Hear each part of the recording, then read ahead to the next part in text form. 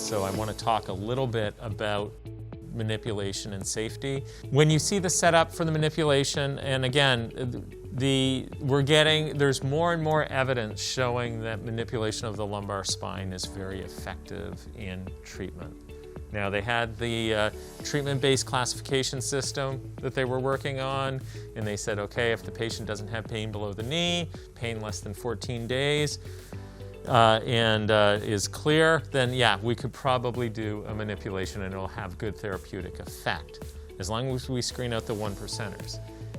Now, they didn't pick the type of manipulation, which is okay, but what we want to do is make sure that our manipulations are, one, not sneak attacks on patients. So the worst thing to say is the therapist working with me didn't tell me because they said if they told me that I would guard too much.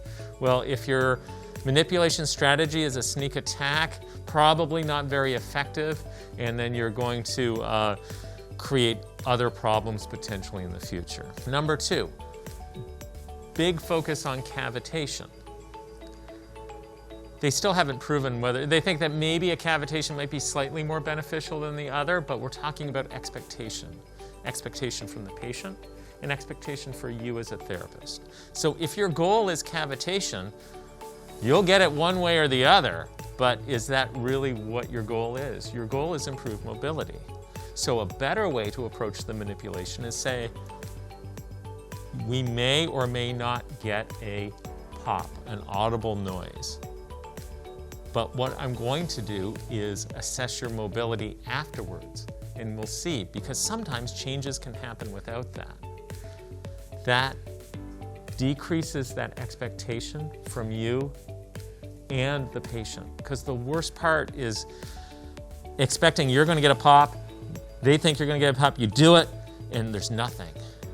And then it's like, oh, and the patient's thinking, oh, that probably wasn't good, which might not be, we haven't checked range of motion, we don't know yet. And then you're thinking, I suck.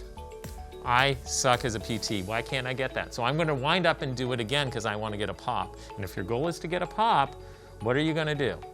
The errors in manipulation: too much amplitude, too much force, and then not directed specifically towards the segment or segments you're going for. What's the best way to increase error? Thinking that you suck and you have to bring in more force, more amplitude, you're going to be slower and you're going to be less specific. So when you're approaching the manipulation, it's not a pop and a walk off into the sunset. It is using the strategies that we have in order to get focused on the area we think isn't moving well, so that we can get it moving a little bit better, so the areas that are stressed out above or below that segment will be able to coordinate better. Your manipulation is only as good as your neuromuscular re-education. So we're always going to do a little bit of neuro re-ed pre-manip, so that post-manip we can do the neuro re-ed so it'll hold better, and then we'll apply it to function.